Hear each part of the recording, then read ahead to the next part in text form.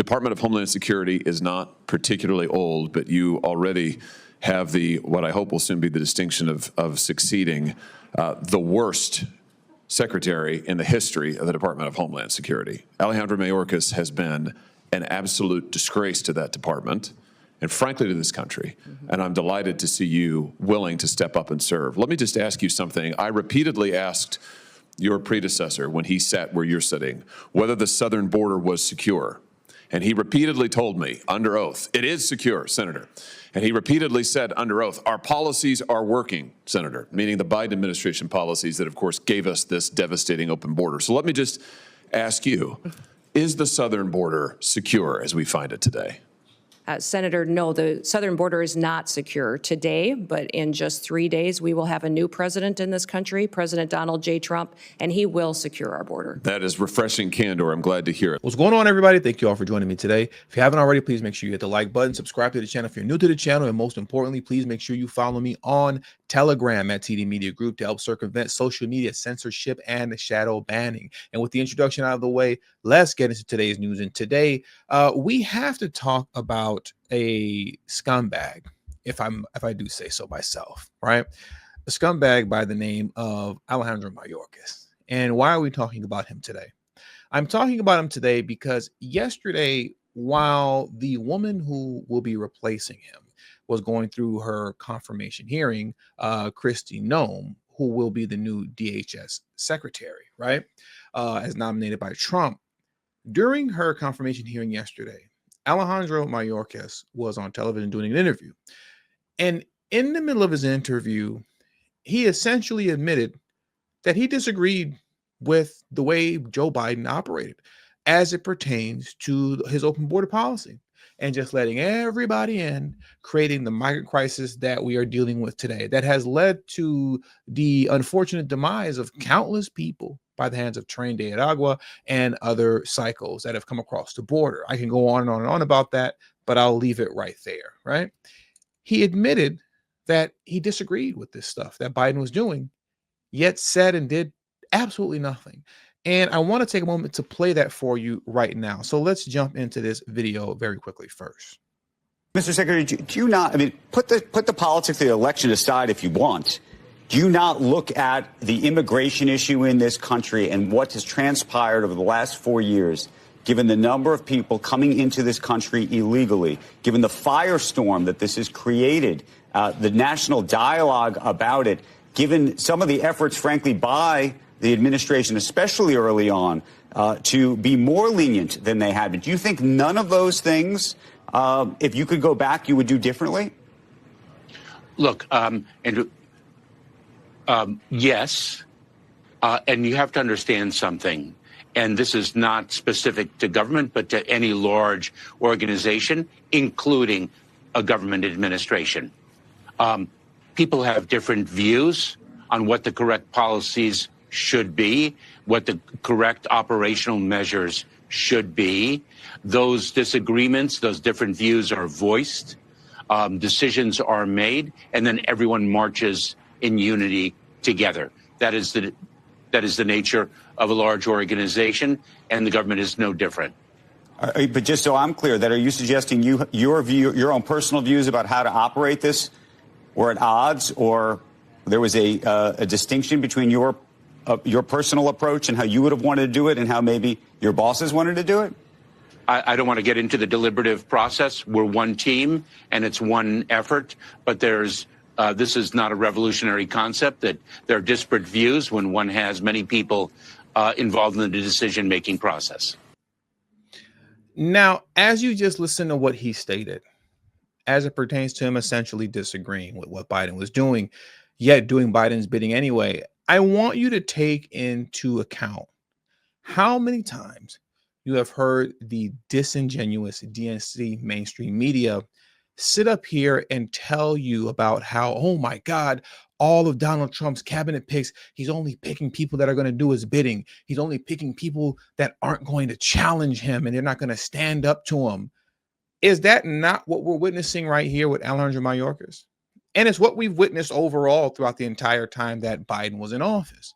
But that's literally what they've been saying in the flesh and Alejandro Mayorkas. Like I always say, anytime they have a critique of Trump, they're almost always 99.9% of the time talking about themselves. And now what I want to take a moment to do is that I just want to play this clip here. I think it's about a minute long of the years that went by in which this man on the screen right now lied to the American people over and over and over again, literally for years, telling you that the border was secure and everything was under control when it wasn't. But he was doing this all the while disagreeing with what he was doing, disagreeing with what Biden wanted him to do, and never spoke out, never stood up, never said anything. Let's get into this clip next.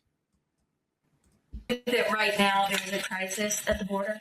I think that the answer is no. The border is closed. The border is secure. Is the border more secure under your leadership than when you started? Congressman, the border is secure. We're executing our plan, and I've been very clear and unequivocal in that regard. Yet we have effectively managed an unprecedented number of non-citizens. The border is secure. We are working to make the border more secure. Do you continue to maintain that the border is secure? Yes, and we are working day in and day out to enhance its security, Congressman. The Secure Fence Act of 2006 says what? That the Secretary of Homeland Security shall take all actions the Secretary determines necessary to achieve and maintain operational control over the entire international land and maritime borders. Will you testify under oath right now? Do we have operational control? Yes or no? Yes, we do. Chief Ortiz. He just lied. Just lying in the middle of these, Senate hearings. He's just lying over and over and over again when he had a duty to not allow this to happen, but chose to do it, let it go on. Let me let the rest of this play out. Let's rewind it back just a little bit. You testify under oath right now. Do we have operational control? Yes or no? Yes, we do. Chief Ortiz, does DHS have operational control of our entire border? No, sir. Lying the way that he did over and over and over again to the American people in some way, shape, form, or fashion, this should land him in jail. It's not. Nothing's going to happen. But I really wish and hope that there was something that could be done. There were some charges that it could be brought up on. The way in which he just blatantly lied to us over and over again, there's no way that this guy can actually get away with this. Him getting away with this is unbelievable. And Biden didn't give him any preemptive pardons like he did Hunter Biden. So I'm hoping in some way, shape, form, or fashion, investigations will be done and he'll be held accountable. But I honestly won't hold my breath. And I'm pretty sure that you guys won't hold your breath either. But what I want to do now in closing, as we move away from this man, this liar, Alejandro Mayorkas, is that I want to take a moment to play this video here in closing. And what we're getting ready to watch is how a real DHS secretary is supposed to conduct themselves and articulate themselves concerning the serious and pressing matters around border security, right? So here you're going to hear Senator Richard Blumenthal, I'm saying his last name right, spew just some DNC talking points about Donald Trump's family separation policy, to which he never had such a policy, which is another lie by the Democrats. He's going to speak those talking points a little bit and watch how Kristi just completely dismantles him with ease. Mind you, once again, this woman should be, right? She should be, if confirmed, which I believe she will be, our new DHS secretary, replacing Alejandro Mayorkas. I want to call your attention to an effort that I've led to help reunite children with their parents, children who were separated as a result of the so-called family separation policy in the last administration. I have introduced a measure called Keep Families Together, not only to limit separation of families at or near ports of entry, but also the Families Belong Together Act for several Congresses to help bring the children, the kids who were victims of this policy and who still are not back with their parents. I hope that you will support that kind of effort. Senator, the Trump administration never had a family separation policy. They had a zero tolerance policy, which said that our laws would be followed. What I'm alarmed by is the over 300,000 children that went missing during the Biden administration. And when we talk about children and what they're potentially facing as far as victimization in this country and the trafficking that's going on, this administration's lack of desire to find out where those children are or what they may be going through is alarming to me. So I want to stop that. Because my time is expiring, I'm just going to interrupt again with apologies to say, let's put aside. Well, I can't put aside 340,000 children. Labels. Let's put aside what happened in the past.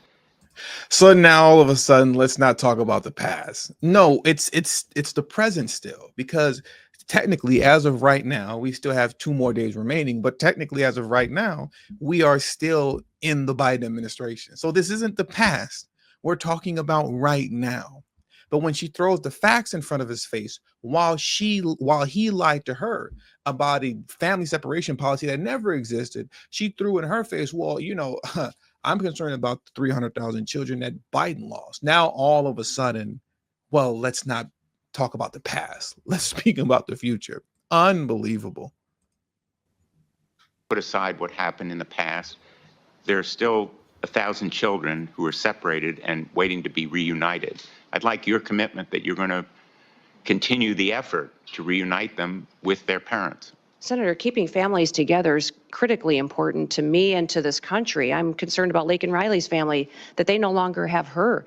I'm concerned about the fact that we have people in this country that don't know where their children are, or people in other countries who sent their children here and they've been lost by this administration. So yes, my focus will be to keep families together. We will uphold our law and we'll make sure that we're doing everything we can to keep our children safe from the trafficking and the drug epidemic that's hit this country. I'm going to end on an optimistic note and say I take that as a yes. Yeah. Thank you, Mr. She shut him down so perfectly and elegantly. Amazing. I'm looking forward to her becoming the new DHS secretary, and we'll see how things are going to move forward from this point on. But never forget the gross hypocrisy of the past administration. Never forget the gross hypocrisy of Alejandro Mayorkas, who sat up here and lied to your face every day for years, just to get on television and tell the world, well, yeah, you know, I never really did agree with any of what I was doing, but I lied to you all anyways. Well, then you should be placed in jail, in my opinion. And with all that being said, man, that does it for today's news. So I want to thank you all for joining me today. Please hit the like button on your way out. Subscribe to the channel if you're new to the channel. Share this video on your social media platforms. And also don't forget to follow me on Telegram and Rumble at TD Media Group. Remember, the link to my Telegram and Rumble is in the description box below and pinned in the comment section as well. Thank you all for your time. And until the next video, peace and have a great afternoon.